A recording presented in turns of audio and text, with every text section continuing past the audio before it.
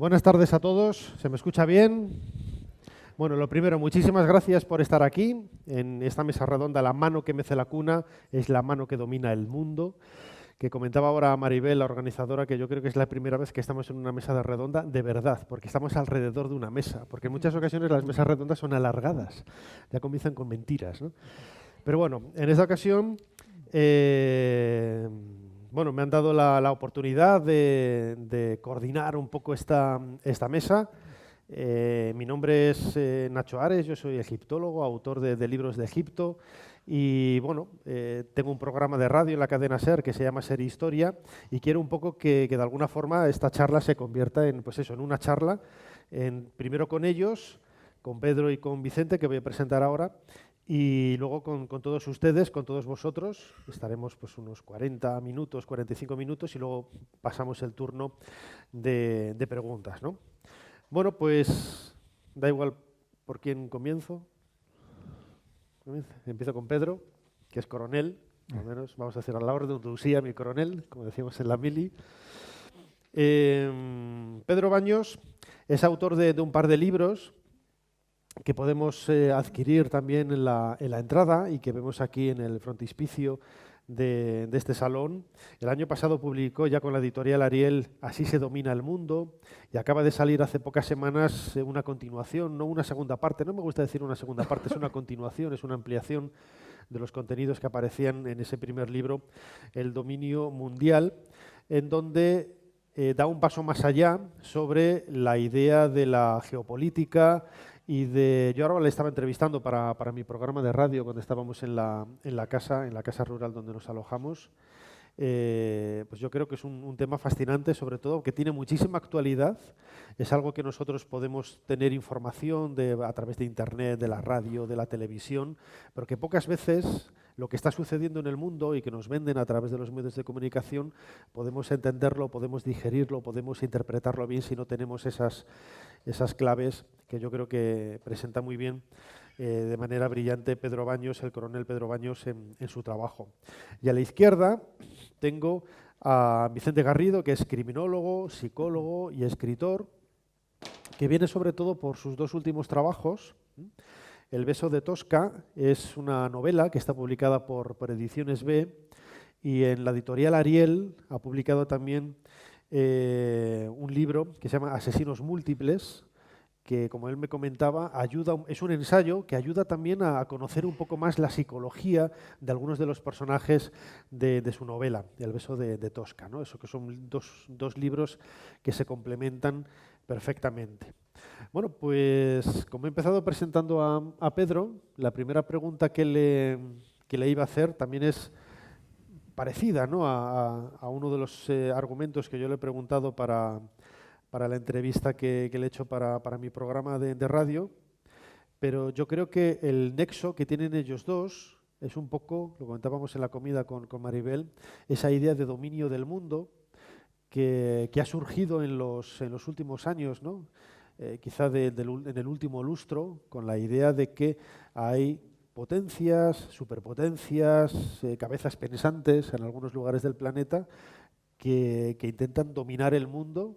¿Es así? ¿Es cierto? ¿Hay gente que intenta dominar el mundo, que nos quiere dominar? Y nos dominan, Nacho. Nos domina, ¿no? Bueno, Nacho, muchísimas gracias por la introducción, a Maribel, por supuesto, la organizadora, al ayuntamiento y a todos vosotros por estar aquí esta tarde. Además, me siento muy en casa porque durante 7 años, ni más ni menos, estuve destinado en la Academia de Infantería de Toledo y a lo mejor alguno de vosotros o algún familiar seguro que ha sido soldado mío, espero que no me guardéis rencor.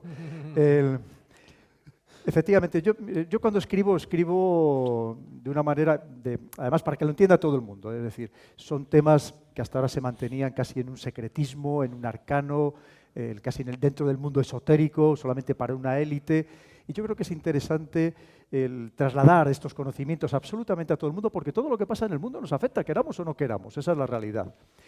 Y efectivamente nos dominan.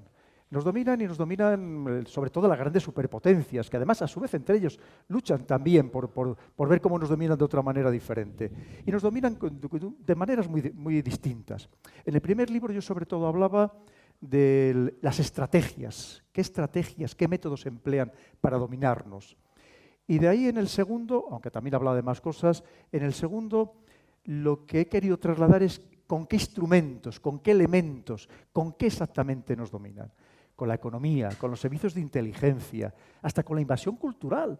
Aquí estamos adoptando tradiciones que no eran nuestras. Es decir, el Halloween, el Papá Noel, cosas que dices, pero si es que hasta hace muy pocos años eso nos era totalmente ajeno. Para que veamos cómo además nos dominan de tal manera que ya lo adaptamos como propio, incluso que nos parecería mal si no lo celebráramos, ¿verdad? O por lo menos algunas personas. Y esa es la manera de controlarnos. Y luego también dentro del libro, he dado un paso más allá en el nuevo libro, y hablo de los problemas a los que nos enfrentamos y a los que nos vamos a enfrentar todavía de un modo mucho más agudo en breve plazo. ¿De qué hablamos?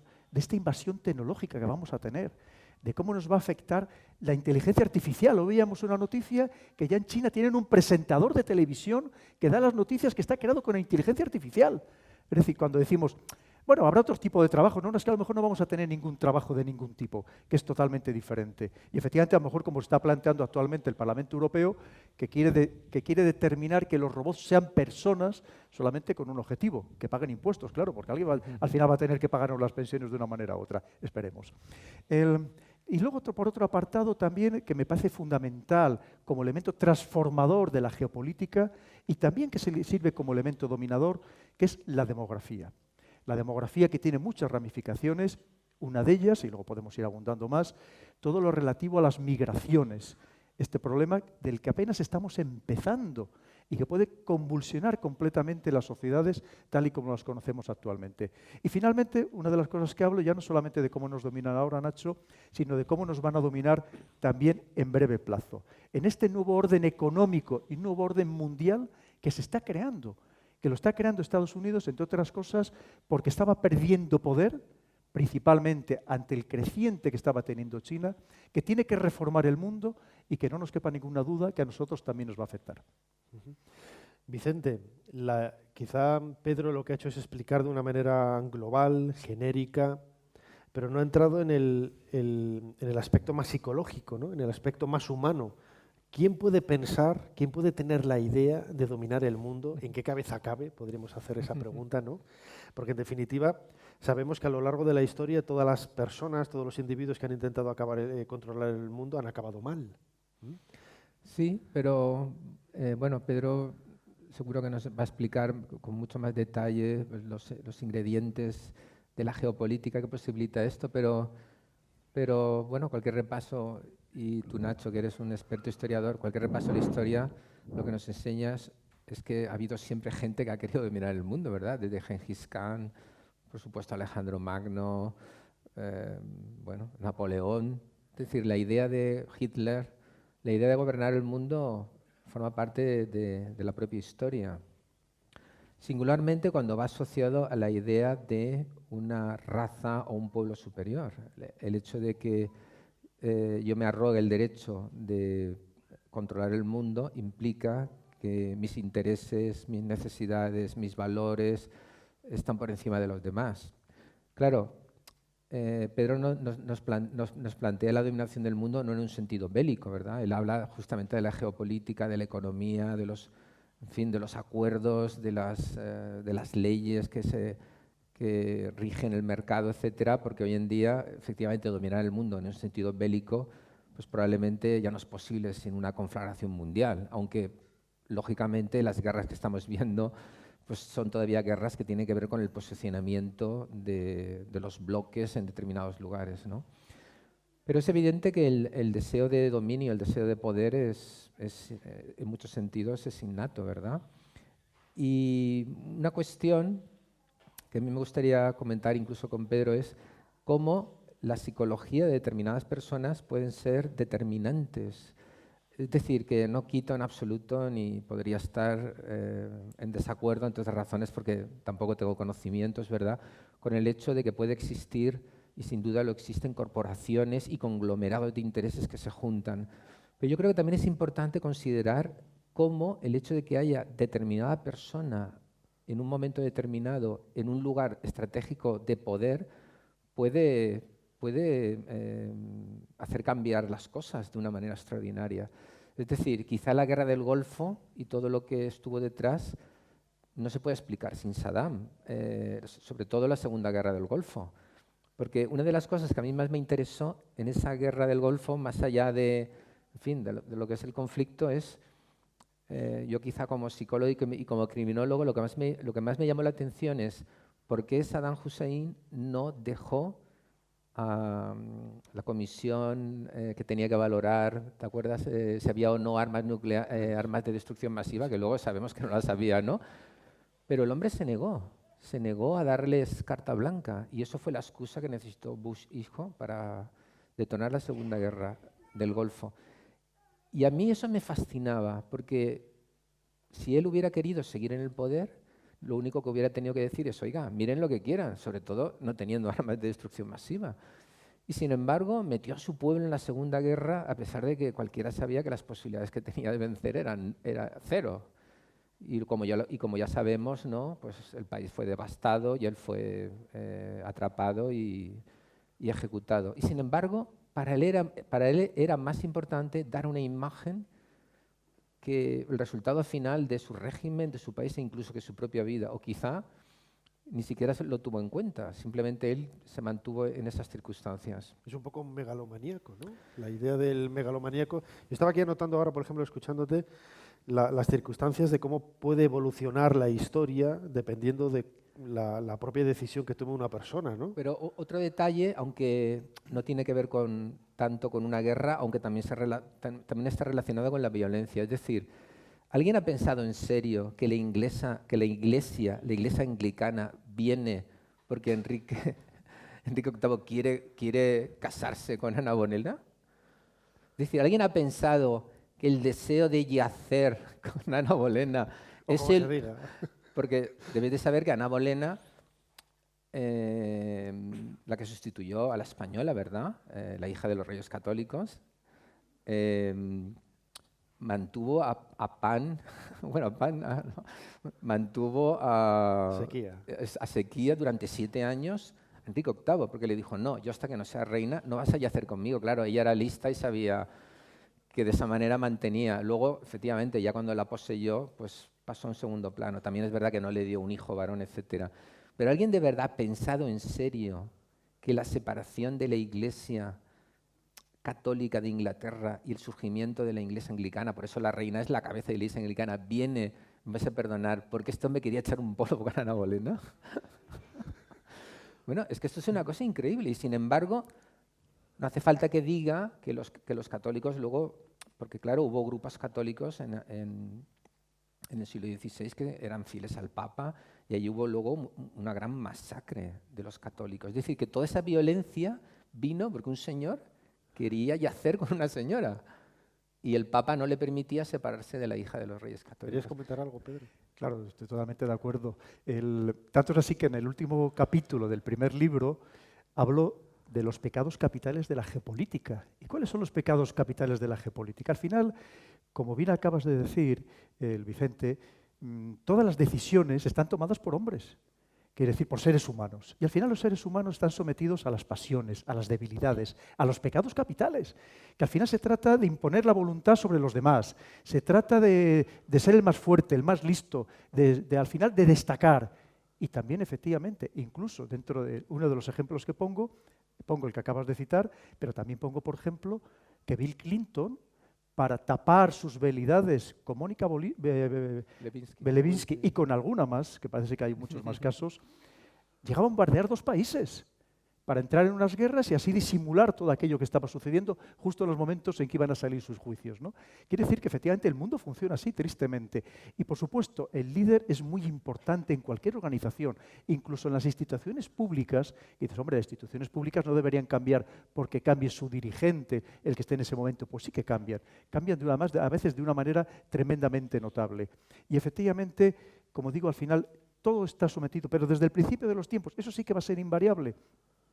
Porque aunque pensemos que el mundo va a estar, y no nos quepa ninguna duda, y además brevemente, va a estar robotizado, las casas domotizadas, digitalizado, todo lo que queramos, pero siempre detrás habrá alguien que habrá programado ese robot, habrá programado esa casa robótica, domótica, y que al final sea alguien que intente controlar y una vez más imponerse y dominar al prójimo. Porque ese es un instinto que es eterno, que ha existido siempre y que va a seguir existiendo a perpetuidad. Claro, porque en el fondo el ser humano ha cambiado muy poco.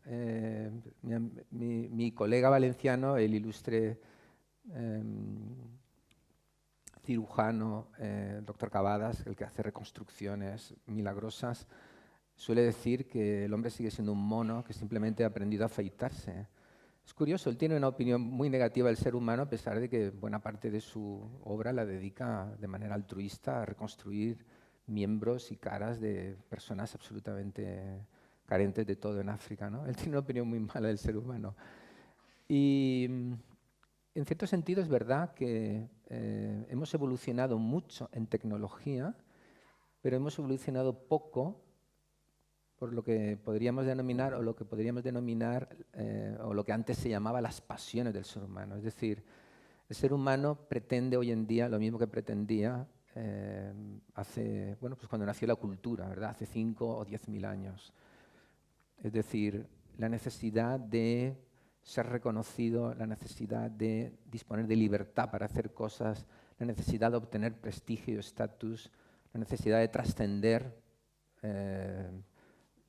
a un estado de insignificancia, el hecho de que tú quieres reivindicarte como alguien significativo e importante, eso sigue siendo tan importante en la época de los romanos o en la época de los babilónicos como en la época actual.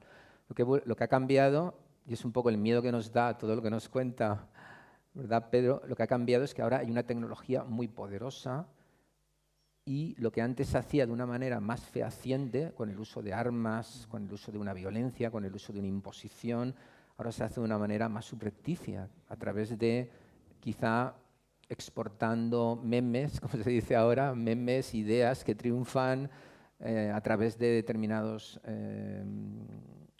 movimientos económicos, etcétera, ¿no? Pero básicamente somos los mismos monos, pero que ahora vivimos en la sociedad digital, ¿verdad? Mientras antes teníamos pues, el hueso del mamut para imponernos, pues ahora a lo mejor tenemos un tratado comercial que encierra una trampa para muchos países o tenemos un determinado movimiento, ¿no? Creo esto es lo que al mismo tiempo permite la literatura, ¿verdad? Porque en muchos sentidos, claro, muchas de las cosas que cuenta Pedro están o forman parte del mundo de John le Carré y de otros grandes escritores, ¿verdad? O de Graham Greene hace 40 o 50 años. Es decir, la idea de intervenir en la evolución de los países para favorecer intereses de otros países. Pues ese es el mundo de los espías que tú también conoces, ¿verdad? Por tu formación. Pero esa es la importancia. ¿Eres espía, Pedro? Pero al mismo tiempo es una de las razones de la buena literatura, ¿verdad? Porque la literatura negra, en este caso, yo como representante de ella en la mesa de hoy, ¿verdad? Por ejemplo, en El beso de Tosca, la pregunta más hay diferentes formas, o podréis encontrar diferentes formas en las que el ser humano quiere lograr lo que se propone. Y básicamente se puede resumir en poder y control sobre los demás. Algunos utilizan la violencia física, otros utilizan ingeniería financiera, otros utilizan la corrupción, otros utilizan el uso, ¿verdad? El uso de armas y el uso de atentados. Pero detrás de un buen personaje siempre es la pregunta, ¿qué es lo que anhela? ¿Qué es lo que quiere? Esa es la pregunta más importante. Sí. Y quizá tiene sentido también plantearlo en un sentido político. O sea, ¿qué es lo que quiere esa élite o qué es lo que quiere ese grupo de presión o qué es lo que quiere ese conglomerado? Pero en el fondo es lo mismo. La pregunta más importante para un criminólogo es, ¿qué es lo que quiere el asesino? ¿Qué busca? Esa es la pregunta más importante, porque él desarrolla un escenario que él quiere protagonizar, donde él se siente poderoso y fuerte. Y probablemente transferido al mundo del que nos habla Pedro, la pregunta sigue siendo igual de importante, ¿verdad? ¿Qué es lo que anhelan? Claro, es que efectivamente... Claro, es que escuchando a Vicente y escuchando lo que habías dicho tú antes con lo de Ana Bolena, me acordaba de una anécdota que yo no sé si lo conocerán algunos de ustedes. Por ejemplo, Adolf Hitler era iba a decir un extraordinario pintor, ¿no? No. Un pintor, un pintorcillo y tal. Pero bueno, en sus inicios, cuando era un muchacho, no fue admitido en una escuela de pintura. Y es lo que le hizo que abandonara su ciudad, en donde había nacido en Austria, y se dedicara a otras cosas, que a la postre se convirtió en intentar dominar el mundo, ¿no? Si pensamos que él hubiera sido admitido en esa escuela, a lo mejor nos hubiéramos ahorrado muchas desgracias, ¿no?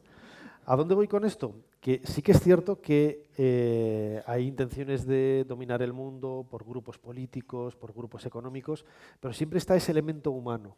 Ese elemento humano que yo no sé si es posible, Pedro, que es lo que te iba a preguntar, si es posible contrarrestarlo. Es decir, más que contrarrestarlo, poder preverlo y frenarlo. Pues no es fácil, porque surgen otros poderes que rivalizan con él, pero prácticamente con el mismo propósito.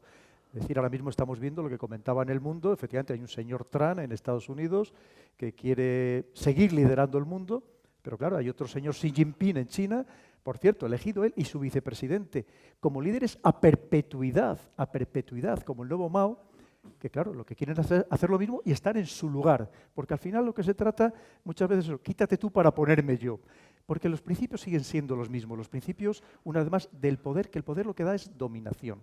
Es como el dinero que permite comprar bienes, servicios y voluntades, que a su vez sirve para algo más, para esa plena dominación. Efectivamente decimos, ¿y esto se le puede poner algún tipo de coto? Hombre, pues efectivamente alertando a la gente, sabiendo que no nos dejen engañar, o por lo menos de la manera que lo hacen tan sumamente descarada, porque como bien decía Vicente, hoy en día lo que no se estila es invadir con las armas, invadir con los ejércitos. Y de hecho yo pongo, lo primero que cuestiono en el nuevo libro es, ¿siguen siendo válidos los ejércitos? ¿Sirven para algo? Porque es la primera pregunta que hay que hacer. Si vemos que las grandes potencias ya no los emplean como medida de disuasión, para decir muchas veces, o haces esto, o que sepas que si no, te voy a dar con el garrote, que es mi ejército. Pero procuran no emplearlos. Porque la dominación se hace de una manera diferente. Se hace a través de los afectos, de las emociones, inculcándonos ideas que nos pasan directamente al corazón sin pasar por la cabeza, que es una nueva manera de esclavitud. Es la esclavitud moderna. Porque quien controla nuestras emociones, controla nuestras decisiones. Y estamos tomando decisiones que muchas veces, si reflexionáramos de verdad sobre ellas, no nos benefician o no nos benefician a nuestro pueblo. Benefician a alguien que quiere que hagamos exactamente eso. Y que entremos en unas dinámicas de consumo absolutamente demenciales, que muchas veces no tenemos ninguna necesidad de ellas. Eso es lo que se trata hoy. Ese es el verdadero dominio. Y el dominio, ya lo llamamos al plano geopolítico, es lo mismo. ¿Cómo intenta ahora mismo Estados Unidos acabar con Irán? Probablemente si esto hubiera pasado hace apenas 50 años, Estados Unidos ya habría atacado físicamente, de modo convencional, cinéticamente, a Irán. Ahora no lo hace. ¿Por qué no lo hace? Porque ¿cómo quiere acabar con Irán? A través de la economía, la guerra económica. Sanciones, embargos, impidiéndole negociar a los mercados internacionales, bloqueando las cuentas a los iraníes más ricos. Así es como funciona la guerra. Porque de esa manera, si debilita al Estado desde dentro, lo que pretende es que sea el propio pueblo iraní el que se levante contra su gobierno, que haya una subversión generalizada, de tal manera que al final haya un gobierno que le sea afín. Cuando dicen que si es Rusia que ha intervenido en las elecciones, Estados Unidos, demostrado con informes serios, desde que acabó la Segunda Guerra Mundial, ha intervenido, y en algunos casos mediante golpes de Estado, en más de 100 procesos electorales. Lo hacen todas las grandes potencias, porque lo que tratan es de tener en el gobierno a una persona más dúctil, más manejable, que sea, como digo, beneficiosa para sus intereses. Y hoy en día lo mismo, que nos damos cuenta que ya no hay golpes de Estado los tradicionales que había en los años 60, en los años 70, incluso hasta algunos de los años 80. Porque ¿cómo funciona hoy en día el cambio de líder que no interesa al molesto? Con el asesinato social. Es decir, no me interesa este líder porque me está perjudicando, me está criticando, no está desarrollando planes que vayan en la línea que a mí me interesa, pues le saco algún escándalo y si hace falta lo saco de debajo de un cajón que lleva guardado 10 años y lo saco para destruirle. Porque hoy en día esto funciona así, pero al final las claves siguen siendo las mismas, Vicente, siempre es lo mismo. Son las pasiones humanas, las debilidades humanas. Y como dicen, es que ahora a lo mejor, si en vez de haber jueces que sean personas, son robots, serán los jueces más justos, los juicios más justos. Pero la clave es, ¿quién va a programar ese robot? ¿Quién va a manejar ese robot? Porque al final siempre habrá una persona que al final sea la que condicione la línea del resultado final, que no nos quepa ninguna duda. Yo le quería preguntar a Pedro, ¿Hasta qué punto esa realidad que nosotros vemos, me viene ahora lo que estaba escuchando, ¿no? Un poco la contaminación de información que hay en muchos medios de comunicación sobre bueno, lo que entonces se llamaba el eje del mal, ¿no? Irán, Corea del Norte, etcétera. Yo cuando estuve en Irán hace unos años, hace 4 años, una de las cosas que más me llamó la atención, claro, yo iba ahí con la idea de que Irán, el enemigo clásico antagonista de Estados Unidos, y llego a Teherán y todo el mundo bebiendo Coca-Cola, todo el mundo con camisetas de Tommy Hilfiger con la bandera de Estados Unidos, y me dio un vuelco, ¿no? Me dio un shock la idea absolutamente tergiversada que tenemos incluso realmente de esa lucha que hay entre estados. ¿Tú nos estás contaminando también ahora? ¿A ti te envía alguien? Sí, claro que me envían. Estos señores son los que me han enviado. A los que yo sirvo. Y llevo ya 40 años sirviéndoles. Claro, efectivamente, mira, has hablado sobre Irán. Tú piensas que lo primero, cuando se pretende atacar a alguien, hay que demonizarle. Hay que crear un monstruo. Porque claro, hay que convencer a las poblaciones, nos tienen que convencer a nosotros, de que es tan malo, que casi es que tenemos la obligación de atacarle, de acabar con él, ¿cómo no? Eso se hizo con Saddam Hussein. Recordemos que Saddam Hussein, que nos acaba de citar Vicente, cuando interesó para que llevara una guerra desde el año siguiente en que Khomeini se había hecho con el poder en Irán, desde el año 1980 hasta el 88, Saddam Hussein era el mejor amigo de Occidente.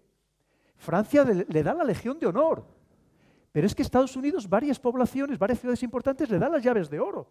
Y todo el mundo le inyecta dinero a Saddam Hussein para que luchara efectivamente el que se había convertido el gran enemigo de Estados Unidos. Y como dice Estados Unidos, si es enemigo mío, tiene que ser de todo el mundo occidental. De todo el mundo occidental, que era Irán. Pero no solamente eso. Hay que pensar que Irán es un pueblo muy culto. Es un pueblo que encima, claro, tiene un problema, sobre todo para las repúblicas, para los países que están enfrente, que son monarquías de corte feudal, donde no se respetan los derechos de las mujeres, y enfrente tiene un Irán, que es una república y socialista, donde las mujeres están en más puestos dirigentes, tanto en empresas públicas como privadas o en instituciones públicas, como digo, que los hombres. Muchísimas más mujeres. Claro, eso les preocupa a las monarquías del Golfo. Ya no solamente porque hay una diferencia de religión entre los sunís y los chiíes, sino también porque hay una diferencia de ideología política. Y efectivamente, Irán es un país, una vez más, cuando valoremos un pueblo tenemos que valorar su cultura, su historia. Lo estábamos hablando esta tarde. Irán es un pueblo cultísimo. Irán, hay que pensar que si no solo, el pueblo persa nace en el 550 a.C., fundado por Ciro. Pero si lo unimos los asirios y los sumerios, estamos hablando de una de las civilizaciones más antiguas del mundo, que hace 8.000 años, ahí en esa parte del mundo, en Mesopotamia, había regadíos, había estatuas, había códigos. Cuando nosotros vivíamos en el Paleolítico, ni siquiera en el Neolítico, no utilizamos ni taparrabos en Europa. Quiere decir que tenemos que valorar también todo eso. Y efectivamente, quien va a Irán se queda sorprendido de lo que significa Irán. Pero claro, si vamos a atacar, nos van a atacar, o alguien nos dice que tenemos que atacarle, hay que demonizarle. Pasó también con Gaddafi.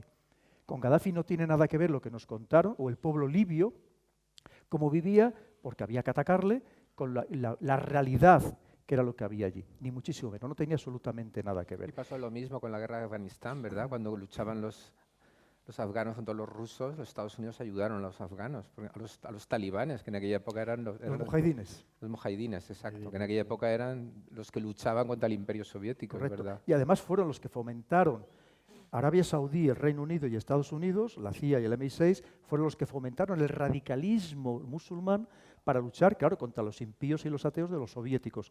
Y de aquellos polvos son los que tenemos los lodos actuales.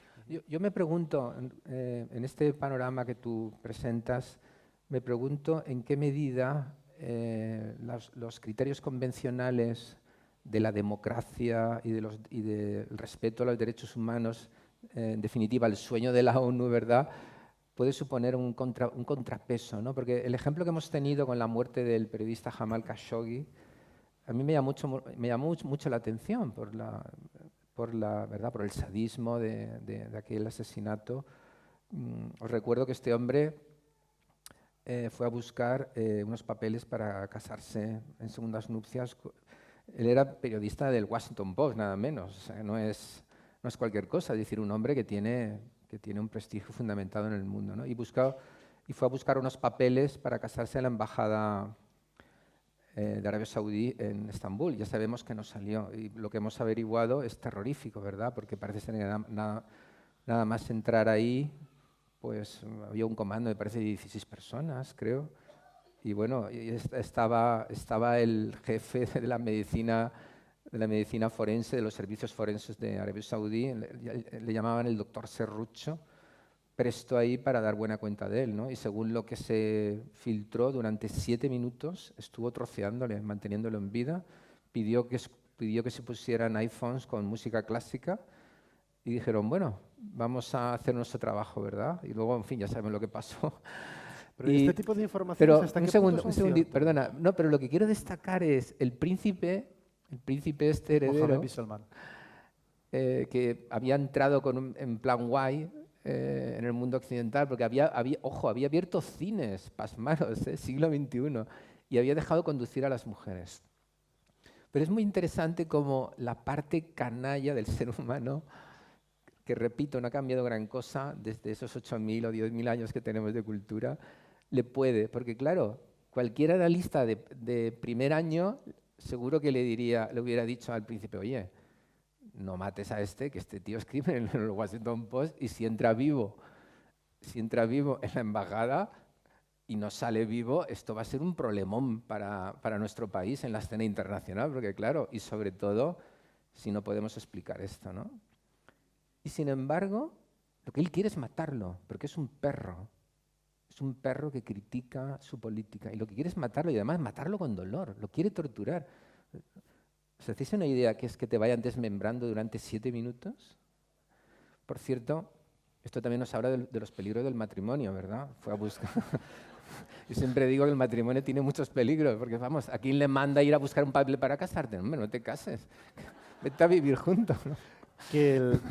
Porque, claro, pero esto es interesante, ¿no? De nuevo tenemos toda la geopolítica, porque este hombre se lo había trabajado, ¿verdad? Lo había recibido Bush, otros políticos, y sin embargo le puede el lado canino, el lado canallesco, y lo odia porque él escribe en un periódico libre, quizá el periódico más importante del mundo, y critica, una crítica que no es atroz, porque creo recordar que antes este hombre colaboró un tiempo con el régimen, pero bueno, no está de acuerdo y critica.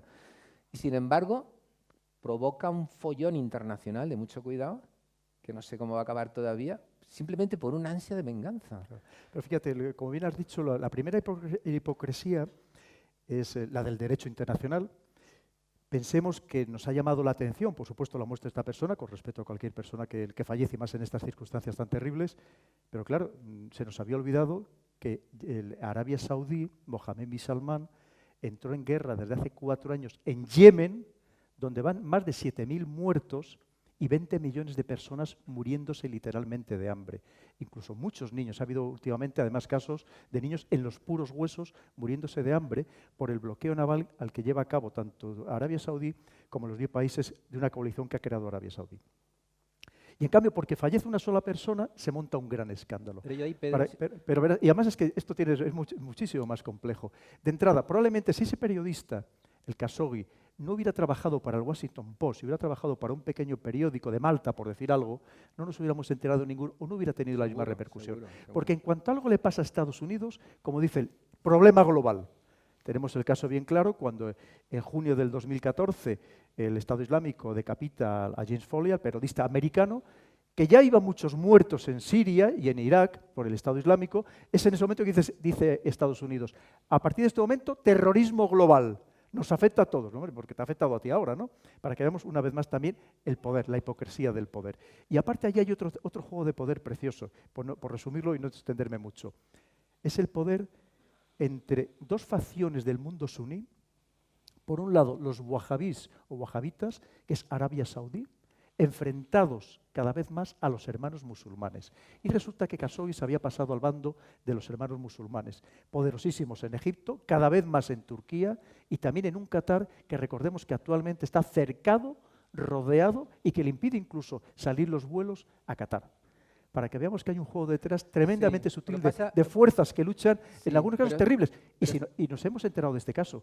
¿Cuántos casos habrá como este que no nos hemos pero enterado? estarás de Vicente? acuerdo conmigo que que desde el punto de vista político es una acción absolutamente torpe y absurda. Total. No tiene sentido. Probablemente una trampa de los servicios de inteligencia turcos. Es Que una- son porque de repente el señor Erdogan, que tiene encarcelados a casi la mitad de los periodistas encarcelados del mundo, casi la mitad, y algunos yo los conozco que han tenido que venir aquí a España, incluso periodistas españoles y que han profesores. tenido que salir corriendo de allí porque los iban a matar, y de repente se levanta y dice, yo, el abanderado de la libertad de prensa, de la libertad de expresión, en contra de estos saudíes que son tan malos, para que veamos una vez más también. Pero la razón de más para no picar en esto, ¿no? Pero de todas maneras, lo de la hipocresía está claro, pero aún así, déjame defender un poquito una postura un poco distinta. Es decir, el ser humano no está preparado para procesar tanta muerte. Lo que decía Stalin, ¿verdad? Un genocidio es una estadística, la muerte de una sola persona es un asesinato. Y en muchos sentidos es verdad, porque claro, tenemos la muerte del Yemen, pero bueno, todas las muertes que están habiendo todos los días en todos los países que han pasado por las guerras vinculadas con el 11S, anteriormente los Tutsis y los África, Hutus. todo. Bueno, para no irnos ya al genocidio del rey Leopoldo de Bélgica, ¿verdad?, en el Congo.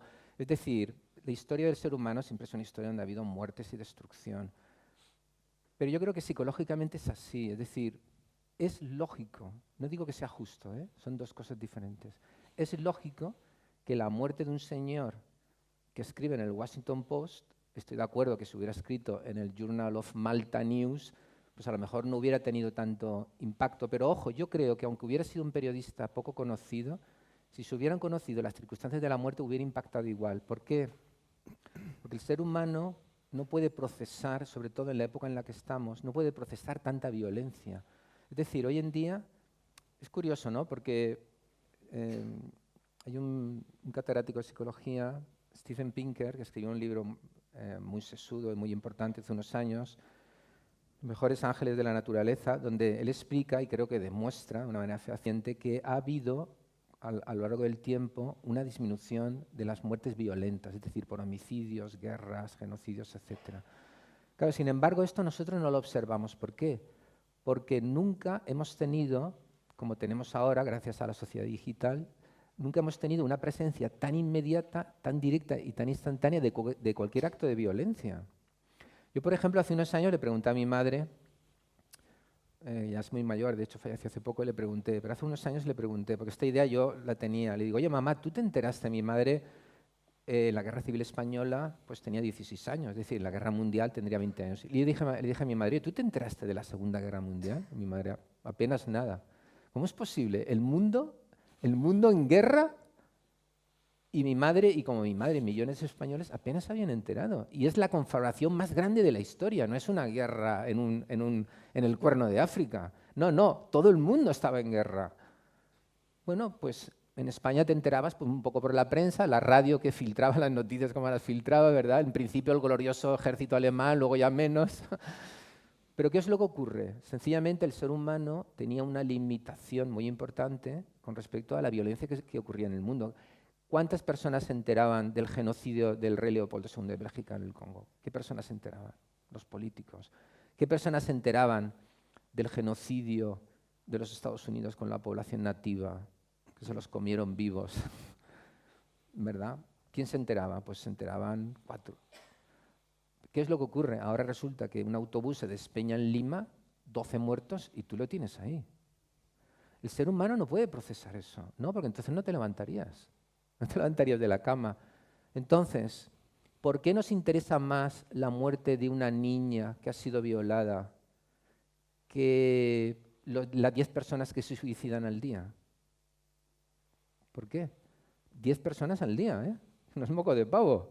La causa de muerte más importante con mucho en España, porque en España hay 1.500 personas que mueren por accidente de tráfico, hay como 500 o 600 homicidios, no hay más. Pero en España se suicidan 10 personas al día. Bueno, pues porque en verdad a nosotros no nos afecta. Bueno, pensamos, pues allá él, si se ha querido suicidar. Pero claro, un pedófilo sexual mata a una niña y eso paraliza al país, el caso de Diana Kerr.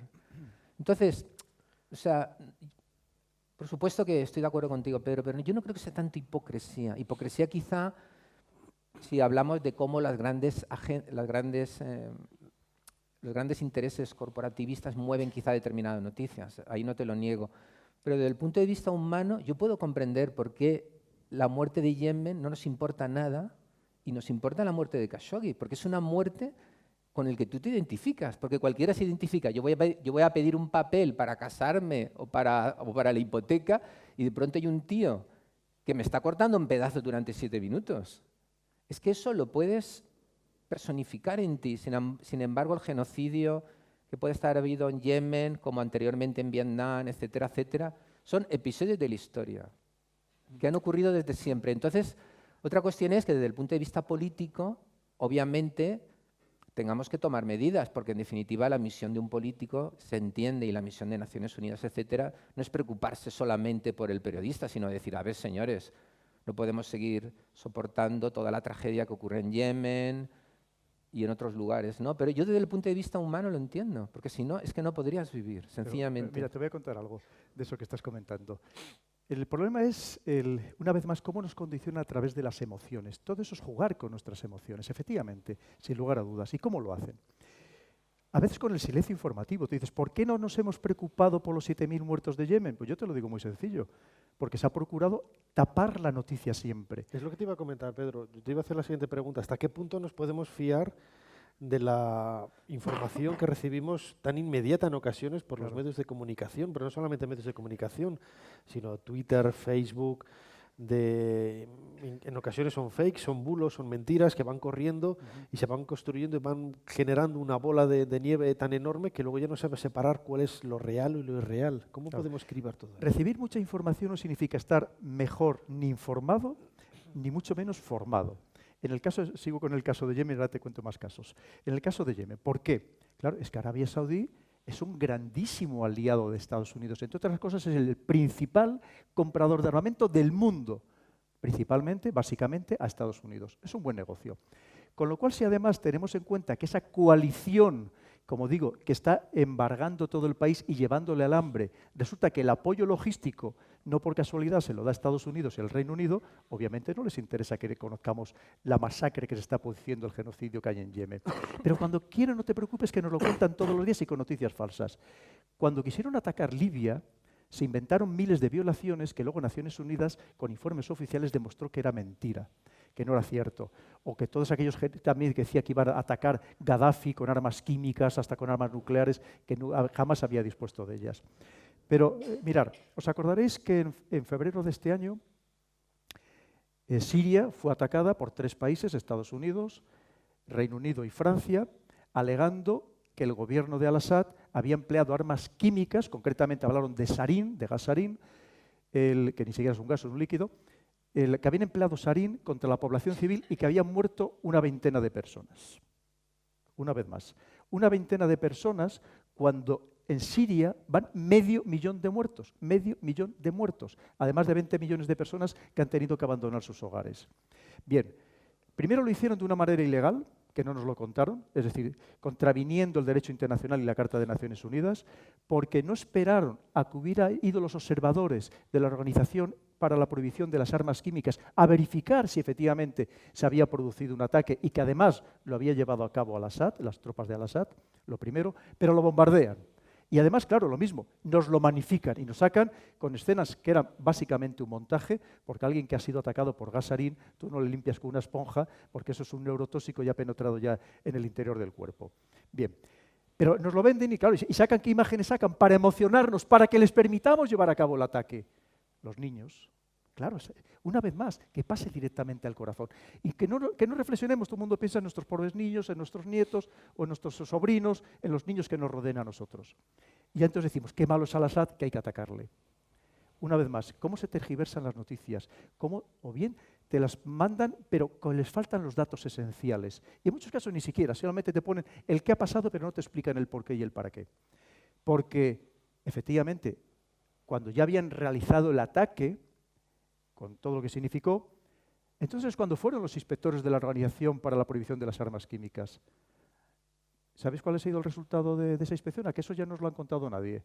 ¿Sabéis por qué? Porque el resultado fue negativo. Como mucho, pudiera ser que se hubiera empleado cloro. Desde luego, gas sarín dijeron que nunca. Y en cualquier caso no sabían cuáles de las facciones había empleado ese cloro en caso de que se hubiera llegado a emplear. Esa es la manipulación de la noticia. Y así funciona, pero funciona exactamente en todos los escenarios. Mira, en Naciones Unidas tenía un principio que era el principio del derecho de injerencia. El derecho de injerencia era que cuando un gobierno se portara mal con su propia población, estuviera cometiendo masacres, Naciones Unidas como conjunto tenía el derecho de intervenir. Bien, como la palabra injerencia sonaba mal, pues dijeron, venga, vamos a cambiarlo y lo que ahora mismo se estila es la responsabilidad de proteger. Pero al final, ¿dónde se ejerce esa responsabilidad de proteger? Pues donde interesa a los 5 miembros permanentes del Consejo de Seguridad, que son los que tienen el derecho de veto, que son los que deciden dónde se interviene. Y cuando no se ponen de acuerdo o entre ellos no tienen ningún interés, da igual efectivamente. Has hablado de Ruanda-Burundi. En Ruanda-Burundi murieron 2 millones de personas. Naciones Unidas, esos 5 miembros permanentes, se negaron a reconocer que era un genocidio, especialmente Estados Unidos, para no intervenir. En Darfur, os sonará todavía la guerra de Darfur, 300.000 muertos en el oeste de Sudán. 300.000 muertos. Nadie quiso intervenir, entre otras cosas tan sumamente, podríamos decir, banales, porque claro, allí como es una zona muy polvorienta, resulta que la arenilla de ese desierto se metía en los motores de los helicópteros, se degradaban enseguida y ningún país quería llevar helicópteros para sacar de allí a los civiles y llevarles a zonas seguras. Eso es como funciona. En cambio, cuando queremos, pasó en Kosovo. Kosovo ya hay que atacar como fuere, hay que atacar la capital, Belgrado, la capital de un país soberano de Serbia. Claro, ante una Rusia que no era capaz en aquel momento, muy debilitada, de defender, en 1999, de defender a un gran aliado. Claro, lo que ocurre... Y resulta que había muerto 2.000 personas. Cuando vemos 300.000 no nos importa, 2 millones en Ruanda, Burundi tampoco. Claro, lo que pasa es que, es decir, esto es muy antiguo, es decir, siempre los que intentan conquistar manipulan las emociones. ¿Por qué? Porque el ser humano responde frente a las emociones prácticamente desde hace 10.000 años, de la misma manera. Entonces, ¿qué es lo que ocurre? No se puede entender la geopolítica sin este juego de las emociones, efectivamente. La humillación de la bandera. Bueno, es que fue Randolph Hearst, ¿verdad?, quien provocó la guerra de Estados Unidos contra España, hundiendo el famoso barco, que te acordarás de su nombre, yo no me acuerdo, porque sencillamente lo que... El Maine, exacto, porque sencillamente lo que quería era decir a los americanos, oye, que estamos siendo atacados, ¿verdad? Es decir, que esto ocurre desde siempre. ¿Por qué los romanos crucificaban a los que se oponían a ellos, ¿verdad? Y llenaban los caminos con las personas crucificadas, porque lo que querían era mostrar las emociones. Si os oponéis al imperio de Roma, esto es lo que os espera, ¿no? En este caso, la emoción del miedo. ¿Por qué los procesos desde la Edad Media de Inquisición? ¿Por qué la brujería? Bueno, la brujería es una estrategia fantástica para que el poder pueda mantener la ortodoxia de sus costumbres y de sus normas, ¿verdad? Y todo aquello que desafía la moral que pretende el poder, pues se demoniza, y las brujas tienen ese sentido, ¿verdad? Fortalecer lo que es el sentimiento de la sociedad que en ese momento se vincula con el poder. O sea que yo creo que lo que ha cambiado simplemente es que ahora pues todo se hace más complejo, sí, y se hace de una manera más estratégica, pero siempre se ha utilizado. Lo que pasa es lo que decías tú, Vicente. Hasta hace muy poco tiempo, la inmensa mayoría de las personas no eran perjudicadas por, digamos, esta manipulación de las emociones. El problema es que ahora lo somos todos, como tú bien has dicho. Claro. Y además, y tú lo has dicho perfectamente, de una manera instantánea y universal. No nos libramos ninguno. No. Y al final lo que significa es que los niveles de manipulación se han multiplicado exponencialmente. Pero fíjate cómo es el ser humano. Aquí se hizo una huelga preventiva para evitar que no se rechazara el famoso contrato de las fragatas, ¿te acuerdas? Uh-huh. A los trabajadores lo que les importaba era su puesto de trabajo, les importaba, perdóname un carajo, los tratados internacionales y todo lo demás. Ellos lo que querían era mantener su puesto de trabajo y les daba igual que Arabia fuera una dictadura bananera o fuera la resurrección de Stalin. Ellos lo que quieren es su trabajo. Es que lo que pongo yo, el primer principio, el primer libro es la economía manda, sin lugar a dudas. Es decir, pero lo que manda es que este señor quiere llegar a la Navidad y comprarle regalos a sus Claro, hijos. la economía. Y quiere que cuando se case su hijo, darle una entrada para que se compre el piso. Y tú le dices, oye, no, vamos a rechazar, tú te vas a quedar sin trabajo porque resulta que este tipo ha matado a un periodista del Washington Post y lo ha cortado durante 7 minutos en trocitos. Y no podemos permitir esto. El tío me dice, ¿a mí de qué me estás contando? Ahora escuchando... ¿Qué me estás contando? O sea, perdona, para que yo voy a acabar- perder el trabajo porque se le ha ocurrido trocear en pedacitos a un periodista que iba ahí a buscar un certificado de matrimonio. Claro, entonces, todo tiene sentido, y toda la manipulación que tú hablas es así, pero hay que pensar que nada de esto podría ser factible en la medida en que, en buena medida, las personas, si no veláramos por nuestros intereses. ¿Sabes lo que te quiero decir? Porque yo creo que esto es lo más... ¿Qué hubiera ocurrido si España hubiera dicho, no vamos a apoyar una dictadura bananera como es esta? Y Arabia Saudí, esto es un ejemplo del trato indigno y retrógrado que dan a sus ciudadanos. Y por consiguiente, nosotros ahora rompemos y no hacemos más armas. Todo el mundo hubiera dicho, yo el siguiente, yo quiero el contrato. Y estos son tontos, hubieran dicho. Estos son tontos. ¿Por qué? Porque en el fondo, o sea, la economía, los intereses, el poder. Hoy en día el poder es en la economía, ¿verdad? En muchos sentidos siempre lo ha sido así. Pero esa es la razón que ha movido el mundo desde siempre, ¿verdad? La civilización es el producto de la violencia. La gente eso no lo entiende. ¿Cuándo Roma puede permitirse el lujo de tener a Cicerón? Cuando domina el mundo. Cuando tiene medio mundo, cuando ya ha construido la Vía Apia. A nosotros nos admira la Vía Apia, nos admira el acueducto de Segovia. Pero mucha gente tuvo que morir para que pudiera surgir la civilización, ¿verdad? Para que pudiera surgir Fabio Josefo, el historiador tantas veces citado por Nacho Ares, para que exista Séneca. Antes ha tenido que haber la colonización, No, para que estemos nosotros aquí. la destrucción. Desde luego. Entonces, olvidamos que la civilización se ha hecho con la violencia. Es decir, el ser humano ha creado, ha descubierto y ha generado cultura en la medida en que primero ha dominado a los otros a través de la violencia. Y en efecto, Estados Unidos, desde la Segunda Guerra Mundial, tiene este rol prominente y nos mete todas las películas que nos mete, que eso sí que es un pecado verdaderamente, y nos mete Papá Noel y nos mete Halloween, porque Estados Unidos, en buena hora, por cierto, pues se implicó en la lucha contra Hitler, ¿verdad? Y bueno, pues acabó ocupando ese rol dominante. Pero, ¿ha pasado así o no? ¿O me equivoco? ¿Ha pasado No, así absolutamente. desde los griegos, desde los persas? Todos los principios que pongo es que el principio dominante de la humanidad es el egoísmo. Pero más todavía, la gente olvida o la gente no comprende que la cultura viene después que la violencia. Es decir, una vez que tú generas tu espacio, generas tu imperio, una vez que tú tienes tus tierras seguras, una vez que tú sabes que ningún enemigo va a venir a asaltarte, una vez que tú te sientes fuerte, generas filosofía, generas cultura. Porque la cultura es el resultado de que el ser humano ha satisfecho sus necesidades fundamentales. Hablo de la cultura en un sentido organizado, ¿verdad? No hablando de una única persona, ¿verdad? Entonces, el ser humano crea, y no hablo de los inventos y la tecnología derivada de la industria bélica o de las necesidades bélicas, porque eso sería todo un apartado, ¿verdad?, extraordinario. Pero es así hasta que no se establecen fronteras seguras y existe un cuerpo social y político que puede funcionar dominando la incertidumbre de la amenaza, la cultura no surge. La pirámide de Maslow. ¿Perdón? La pirámide de Maslow. Así es. Yo solo conozco la pirámide de Keops y nos... Pero qué pirámide, ¿Qué se vale por 20. ¿Qué pirámide? Se vale por 20. Bueno, Pero ¿qué bien la mejor conoces colofón? también, todos los secretos y todas esas cosas. No, ya quisiera yo, Pasadizos. ya quisiera yo.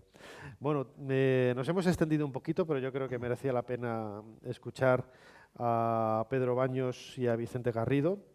Y les voy a pedir, lo primero, un fuerte aplauso para ellos.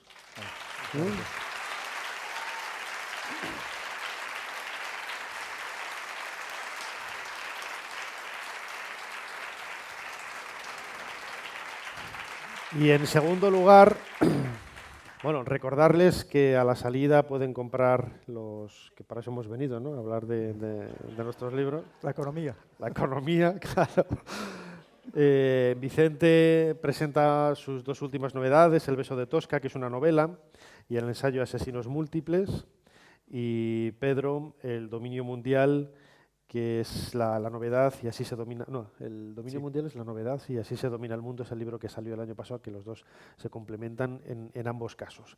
Bueno, pues tenemos unos minutos, ¿no? Yo creo, para preguntar si alguien quiere hacer alguna cuestión al respecto de los temas que se han tratado en esta mesa redonda.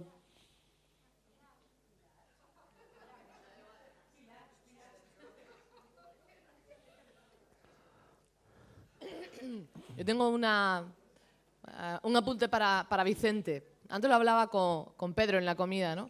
Que la gente salta cuando se le tocan las papas. El caso de las fragatas, que a mí me coge muy de cerca porque soy de Cádiz, Cádiz tiene un 47% de paro. Cuando tú a una población con un 47% de paro le dices no vas a construir 3 fragatas, obviamente no conoce pueblo, porque lo primero son sus hijos. Eso es obvio y en ese sentido estoy muy de acuerdo con Vicente, lo que contaba. Y por otra parte, yo sigo preguntándote, Pedro, ¿el Estado español sabe que tú eres militar aquí en España, tío? O sea,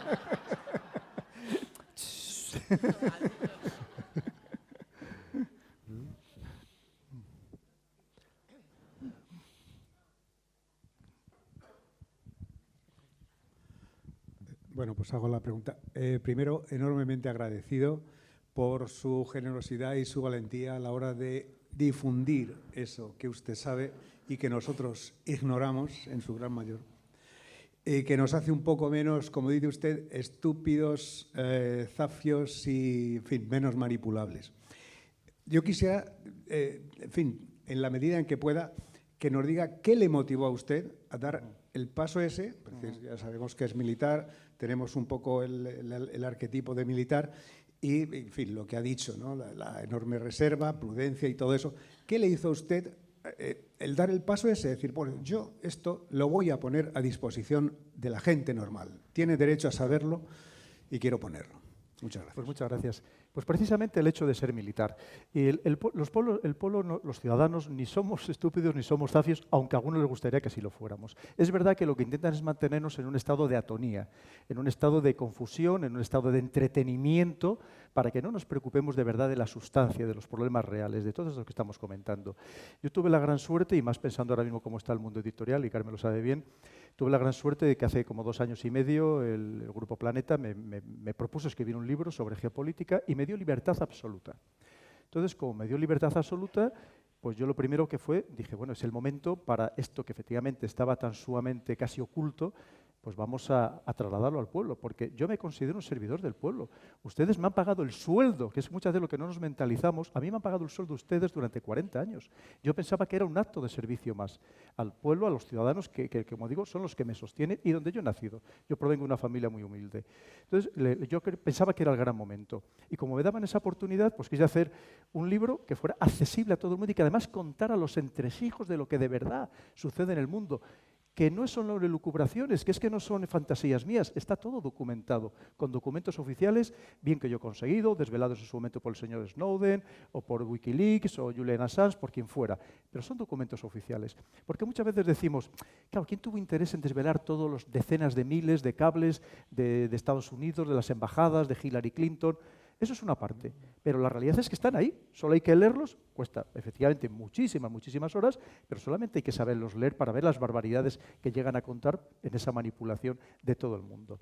Y por eso puse, si lo han leído los que lo vayan a leer, pues puse estrategias que dicen, hombre, este hombre está un poco loco, como una estrategia de geopolítica, se puede llamar eso, el burro y las alforjas, el otro la patada a la escalera, el otro las copas de champán. Pues que a mí me parecía que era una manera, ya que es muy gráfica, solamente con el título de entender lo que viene en el interior. De tal manera que fuera mucho más atractivo incluso para cualquiera que solamente viera el índice y que no pensara que aquello era un gran principio filosófico. Y con este segundo libro, me he propuesto todavía, soy mucho más incisivo, dar un paso mucho más allá. De tal manera que con 100 gráficos que lleva, además muy ilustrativos, casi solamente con ver los santos, como decíamos antes, ya casi nos enteramos de lo que está pasando en el mundo y de lo que se nos va a venir encima. Luego ya tiene cada una su leyenda explicativa y luego el resto del texto. Pero sobre todo lo que le decía yo lo he entendido como un acto de servicio. No me ha sido fácil y he tenido ya pagado mi precio y además muy caro, como la mayoría de vosotros o de ustedes saben. Esa es la realidad, pero yo creo que es que nosotros, solo faltaba que los militares fuéramos a tener también miedo, ¿verdad? Y además, sobre todo, como les digo, como un acto de servicio. Nosotros es a lo que nos hemos dedicado cuando vamos a una misión al extranjero o estamos haciendo cualquier cometido en cualquier lugar. Somos servidores del pueblo. Es verdad que las órdenes las recibimos a través del gobierno, que haya legalmente establecido en ese momento en el poder, pero nosotros servimos al pueblo. Entonces, por lo tanto, yo, como le digo, lo he considerado un acto más de servicio. Fácil no ha sido y fácil no va a ser el seguir manteniendo esta situación. Muchísimas gracias.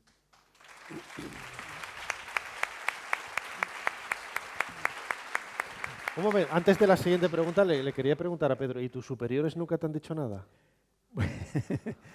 He tenido de todo, incluso, no nos está grabando nadie, ¿no? E incluso me han llegado, digamos, a solicitar de una manera fuerte que borrar hasta algunos de mis apartados de la hoja de servicios, cosa que no está. Yo tengo mi copia guardada en casa, eso está registrado todo, con lo cual yo si ves mi página web, o si ves mi página web, yo todo lo que pone ahí, por supuesto, no hay ningún fraude de ningún tipo, está todo, los cursos que pone, todo lo que he realizado y todo. Lo que pasa es que había algunas cosas que algunas personas, no solamente de España, de algunos sitios, pues les molestaba que yo lo pusiera en mi currículum para que no me identificaran con ciertas organizaciones, ¿no? Pero bueno, lo mismo, yo me negué en absoluto y es más, cuando ya alguno se puso muy pesado, le amenacé con llevarle directamente a juicio. Bravo, bravo Pedro. Hola, buenas tardes. En primer lugar, darles las gracias por estar aquí. Leerles ha sido un placer y oírles, pues mucho mejor. La economía, que podíamos verle, lo han explicado magníficamente bien, al final es lo que cuenta, empezando por abajo. Yo veo el poder económico como por arriba, que es el que nos siembra las ideologías y no dejan de ser las ideologías mover las emociones. Nos engañan con las ideologías para mover una economía que está por encima.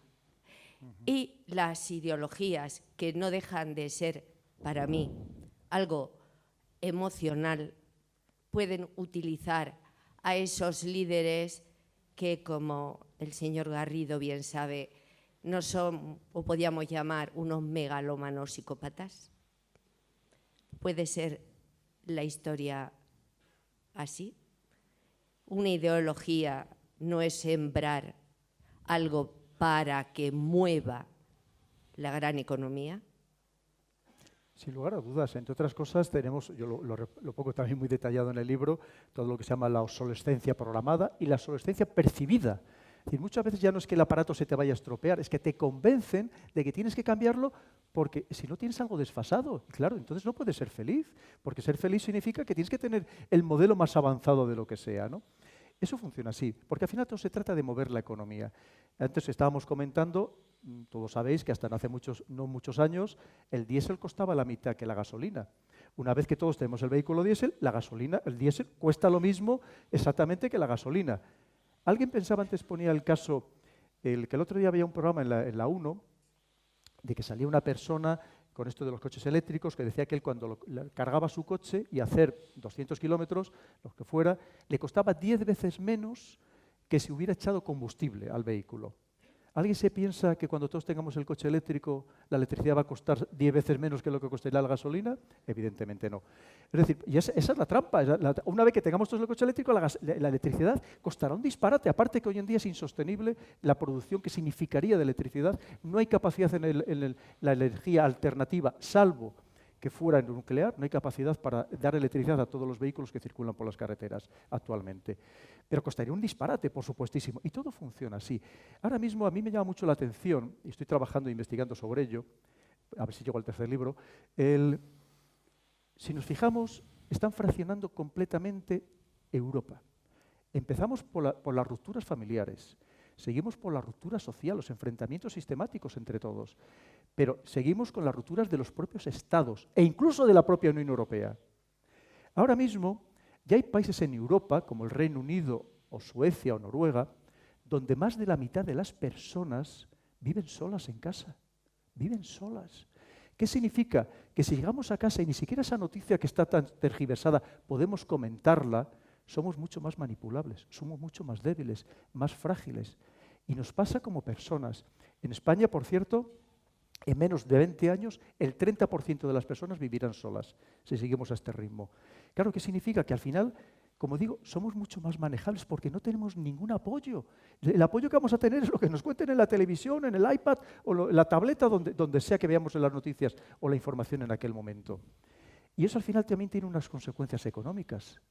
Porque claro, si vivimos solos los pocos que vayamos quedando o que vayan quedando, significa que tenemos que tener el doble de frigoríficos, de lavavajillas, de microondas, de no sé qué, significa más gasto que vivir en una familia de varios miembros.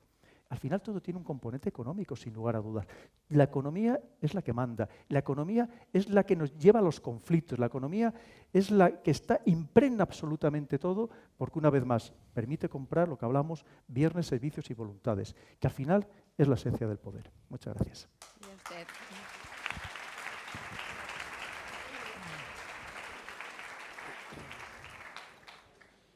Mire, yo esta mañana he pensado que me quería comprar unos zapatos. Y automáticamente en este aparato me han salido 50 pares de zapatos como los que yo quería. Me espían. ¿La han oído? ¿La han oído? Lo han oído. Me Sí, espían. sí, funciona así. Me espían. Funciona así. Quien controla las nuevas tecnologías tiene más poder para controlar el mundo. Mira, hasta ahora mismo solamente funcionaba si tecleábamos algo. Ahora ya nos están oyendo por los móviles. Incluso aunque aparentemente estén apagados, tienen la capacidad para grabarnos en audio y en vídeo. Pero es que le están grabando en su propia casa.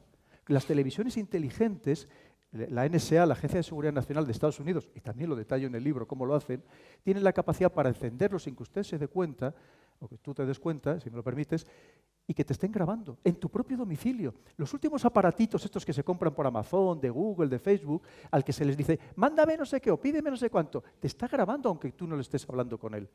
Y efectivamente, no es el primer caso, yo ya conozco muchos casos de personas que han hablado con su pareja en casa, oye, pues voy a hacer no sé qué, ¿por qué no vamos el fin de semana de viaje? Y de repente mira el móvil y dice, anda, pero si me están saliendo todos los viajes, y ni siquiera lo he tecleado.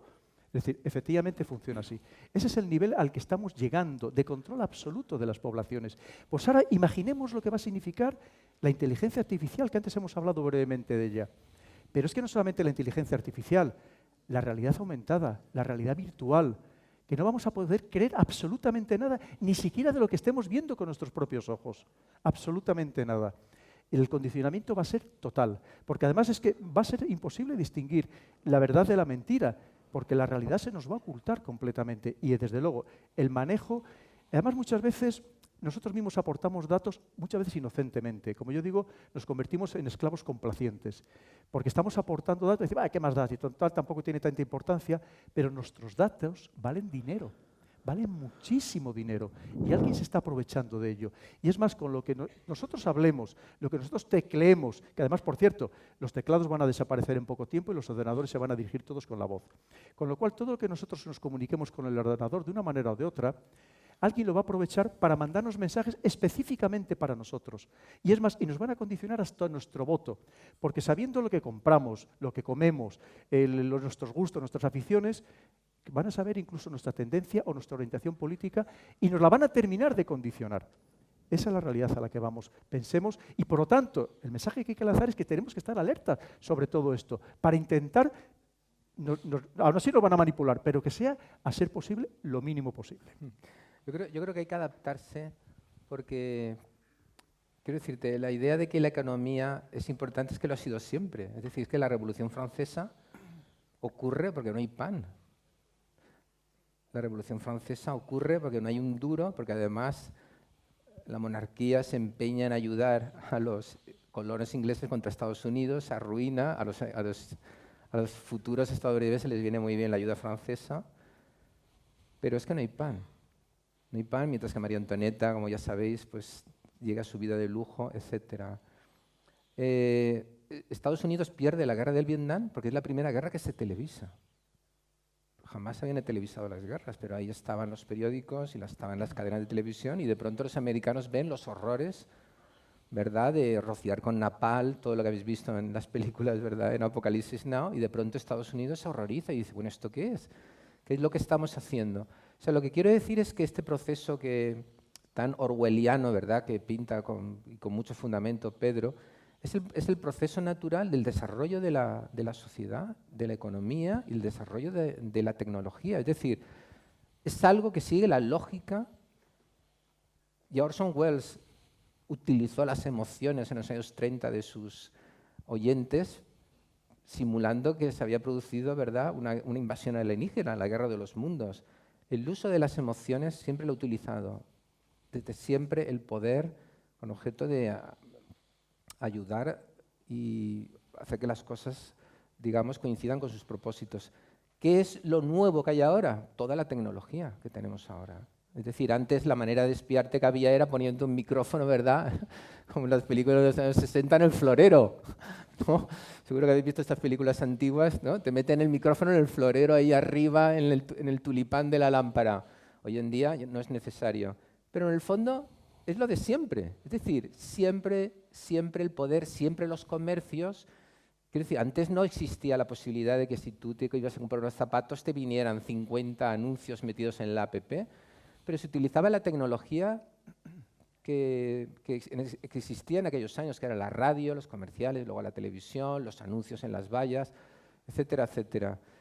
Entonces, a mí me gustaría pensar que vamos a ser capaces de, en parte, gracias a ser conscientes de ello, esto es muy importante, me gustaría poder pensar que vamos a ser conscientes de hacer frente a este reto entre la intrusión de la vida personal y la necesidad de que, en efecto, los medios de vigilancia, por así decirlo, sean efectivos. Porque, claro, yo recuerdo que en un principio, como criminólogo, cuando aparecieron las primeras cámaras en las calles, etcétera, hubo mucha polémica. La sociedad orwelliana, 1984, ¿verdad? Y hoy en día lo primero que hace la policía cuando quiere saber algo es a ver la cámara que estaban mirando hacia ese garaje. Y hoy en día cualquier ciudadano ve perfectamente las cámaras. ¿Por qué? Porque al final hemos asumido que las cámaras están ahí para nuestra seguridad.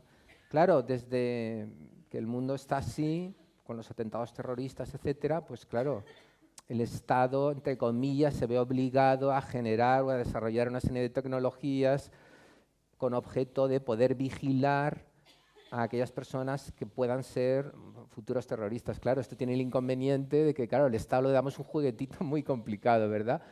Pero claro, al mismo tiempo, si resulta que un señor entra en el metro y mata a 40, miramos al Estado y le decimos, ¿y usted por qué no lo vio?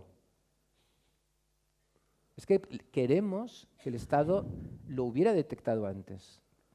Pero si queremos que el Estado lo hubiera detectado antes, tenemos que posibilitarle que utilice esa tecnología que nos pone tan nerviosos. Porque el Estado esto no lo hace con una bola de cristal, ¿verdad? Ni se reúnen 5 o 6 y se dicen, vamos a ver quién es el que yo creo que va a poner una bola. No, lo hace pues, con medios sofisticados de inteligencia, ¿verdad? Utilizando toda la tecnología digital que tenemos ahora. Entonces, claro, por eso hay mucha gente que opina que el Estado se aprovecha del miedo colectivo frente al terrorismo, etcétera, para perseverar en el control y el dominio de los ciudadanos. Yo creo que todavía lo que puede distinguir una sociedad democrática o el sello distintivo de una sociedad democrática con respecto a otras es justamente que Pedro puede estar aquí, puede estar diciendo esto, que estamos discutiendo en nuestros foros, que utilizamos el arte, utilizamos la literatura, utilizamos los medios de comunicación para poner de relieve esas tensiones y para decir, no somos tontos. Aquí sabemos que se utilizan escuchas, sistemas ilegales para espiar a partidos, etcétera, etcétera. Todo esto lo sabemos, ¿verdad? Todas estas cloacas que venimos conociendo desde hace mucho tiempo. Y por supuesto que esto en el terreno mundial ocurrirá multiplicado por 1000, ¿no? Pero lo que yo quiero destacar es que esto siempre ha ocurrido con los medios dispuestos o que estaban disponibles en aquellas épocas. Ahora lo que ocurre es que tenemos medios mucho más poderosos, mucho más sutiles, donde uno puede ser perfectamente monitorizado sin que se dé cuenta y en un momento determinado hundir una carrera. Lo que antes él hablaba del asesinato político, es que resulta que tú hace 15 años resulta que te acostaste con tu novia que tenía 15 y tú tenías 19, eso es violación.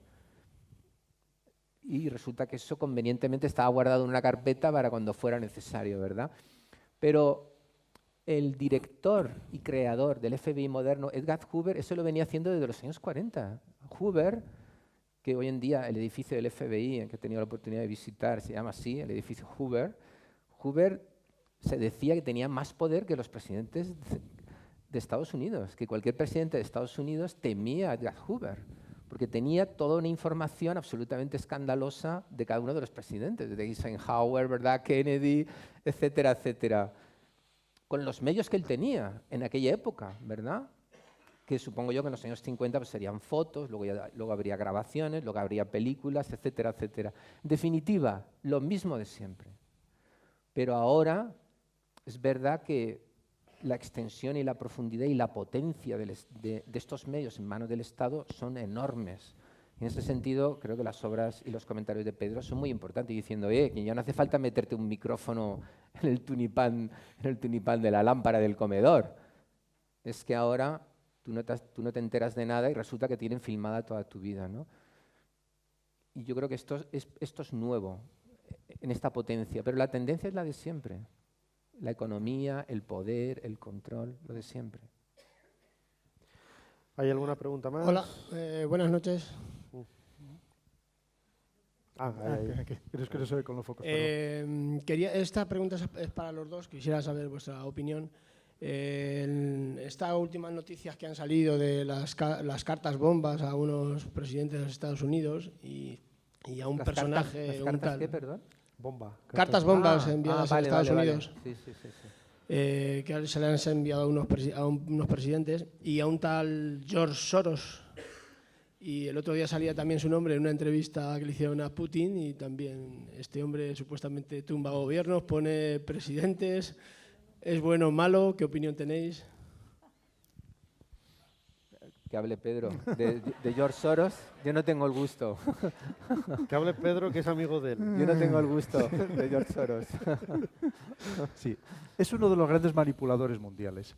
Este hombre es un ultraliberal apoyado en Estados Unidos al Partido Demócrata y efectivamente la persona esta que manda unas bombas caseras hasta sin cables, pero las manda efectivamente a algunos líderes del Partido Demócrata y además a George Soros, no por casualidad, a una de las fundaciones de George Soros. George Soros tiene fundaciones, especialmente la principal es Open Society, repartidas por todo el mundo, con una influencia tremenda, como no os podáis ni hacer una idea, incluido dentro de España, donde ha reflotado algunos de los periódicos nacionales principales que estaban en la quiebra, lo ha reflotado Soros. Obviamente os podéis imaginar que las editoriales en qué sentido van, pero es que estamos hablando de influencia en cadenas de televisión, en todo el mundo. Él ahora mismo quien lleva prácticamente los negocios, este hombre ya tiene 83, 84 años, quien lleva los negocios es uno de sus hijos y tiene una influencia, como digo, capital. ¿Por qué está enfrentado, y el otro día lo que decía el Putin sobre él, por qué está enfrentado con Putin?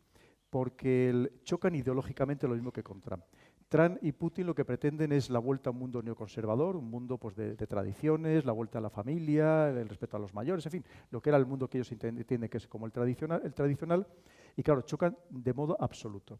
El Soros lo que pretendía es que hubiera ganado la señora Hillary Clinton, y como no ha ganado, pues está muy enrabietado y está intentando, es el que moviliza todas estas cosas, decimos, espontáneamente un grupo de WhatsApp y se ha reunido y no sé cuánto en tal plaza. No, evidentemente nada es por azar ni nada es espontáneo, está todo perfectamente organizado. Lo que pasa es que tiene a miles de personas repartidas por el mundo que viven de él de una manera más o menos directa.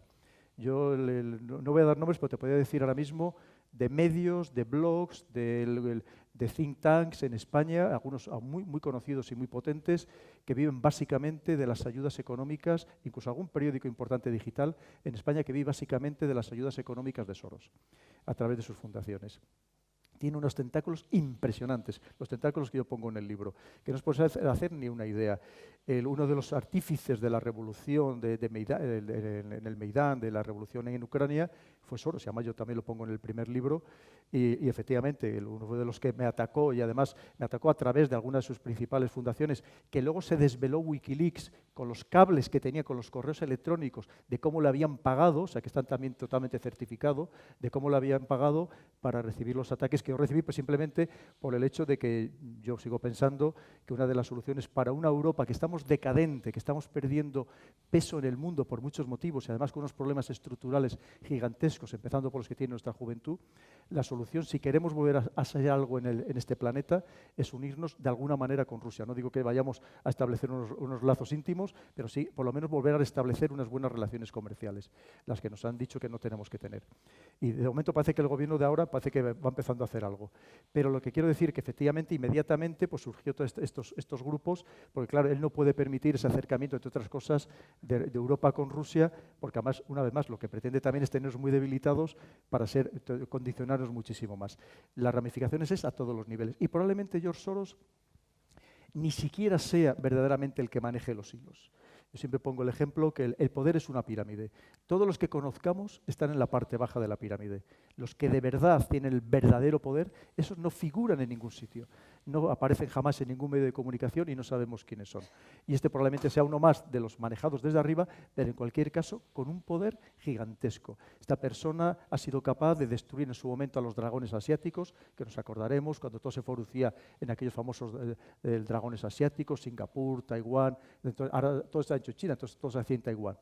En su momento hundió completamente la libra esterlina británica y así sucesivamente tiene capacidad para crear y romper, porque lo cierto es que son fortunas gigantescas, enormes, y además, como digo, con ramificaciones en todo el mundo. Bueno, yo no sé si tenemos tiempo para más. Tengo una última pregunta para Vicente. Un poco apelando al conocimiento que tú tienes del ser humano, a nuestra esencia como especie, como animales, animales que somos aunque seamos racionales. Quería preguntarte una cosa.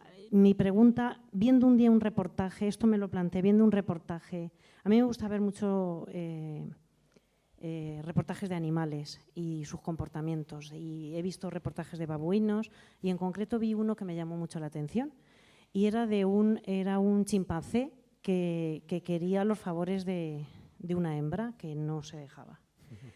Y lo intentaba de 20.000 formas y no había manera, ella no quería, se andaba con unos y con otros, pero con él no. Un Enrique VIII de la vida. Sí.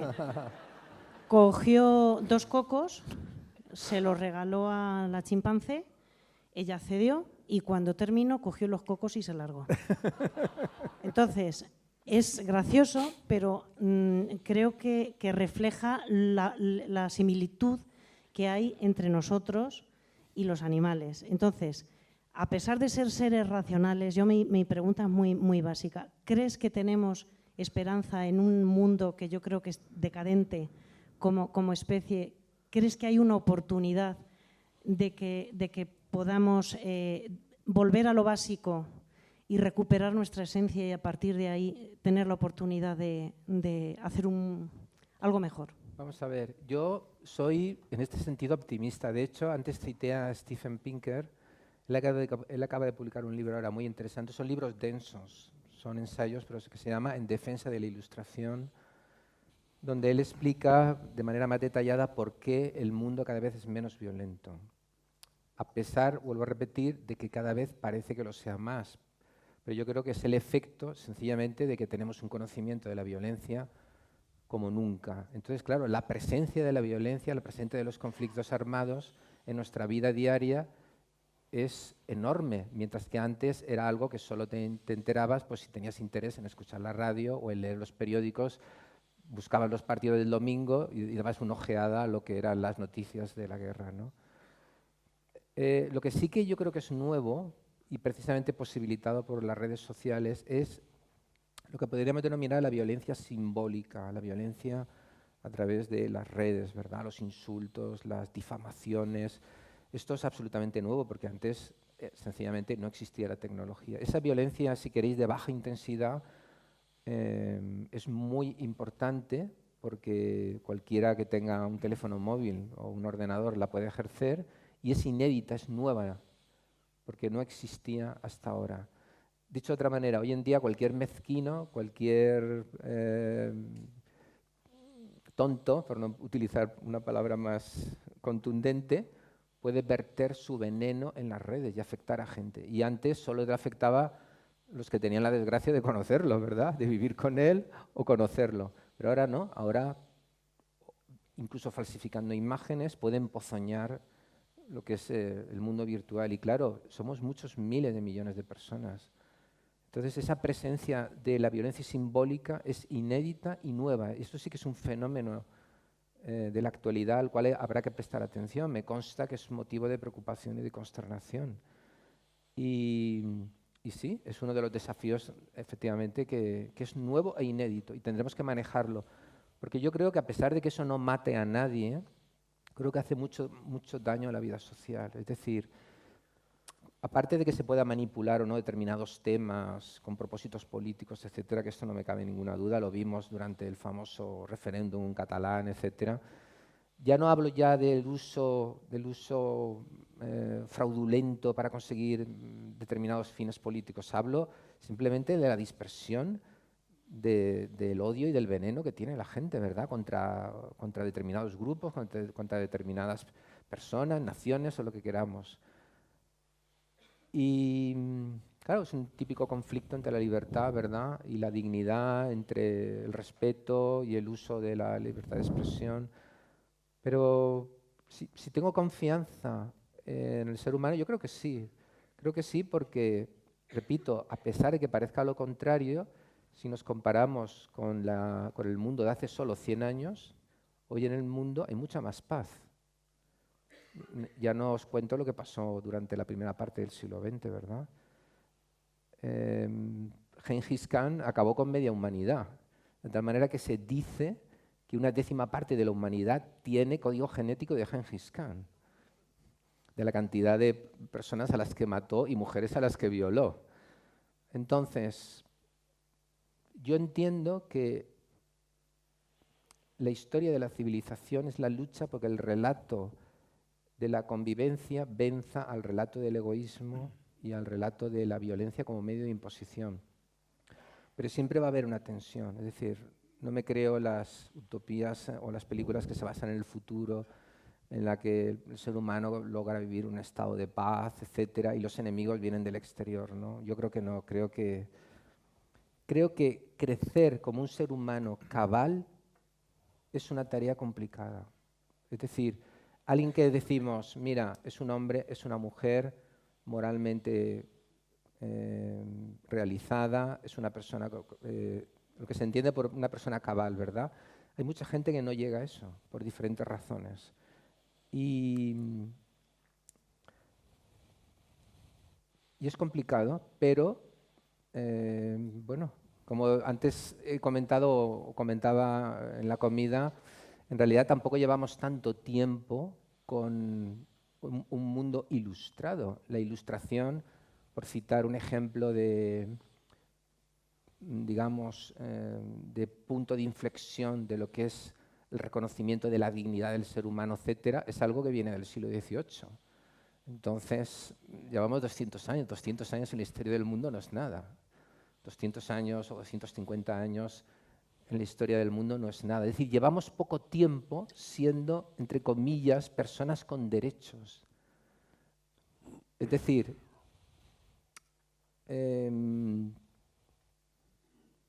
lo que hemos vivido hasta ahora es muy poco en lo que puede ser la historia del ser humano en cuanto persona que ha encontrado la civilización, ¿no? No estamos hablando ya de la evolución de la especie desde el Australopithecus, ¿verdad?, etcétera, etcétera. Pero, ¿cuántos años llevamos de cultura? ¿10.000 años?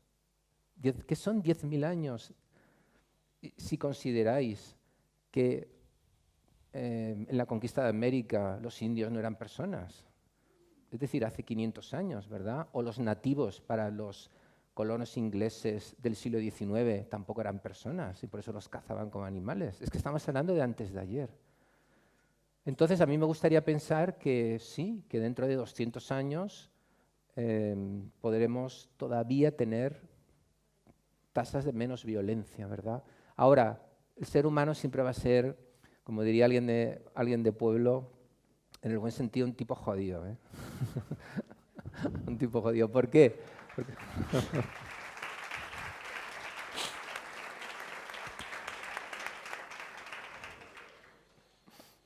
¿Por qué? Porque es un tipo jodido. No sabes que he dejado ya con la duda. ¿Por qué? Porque en el fondo... Ya con esto acabamos ya. Porque en el fondo, toda persona se mira alrededor y dice, yo no quiero tener menos, yo no quiero ser menos, y todo lo que ve para él es una fuente de anhelo, ¿verdad? Y hay mucha gente capaz de cometer actos violentos porque quiere tener más, porque quiere ser más poderoso, porque no se va a conformar con que le digan que no. Y eso forma parte de nuestra esencia, ¿verdad? Eso es un demonio interior que cada vez que nace alguien aparece en el mundo, para esa persona la tarea de dominarlo, ¿verdad? Eso es todo. Muy bien, pues muchísimas gracias a todos y especialmente a Pedro Baños y a Vicente Garrido. Muy bien, gracias.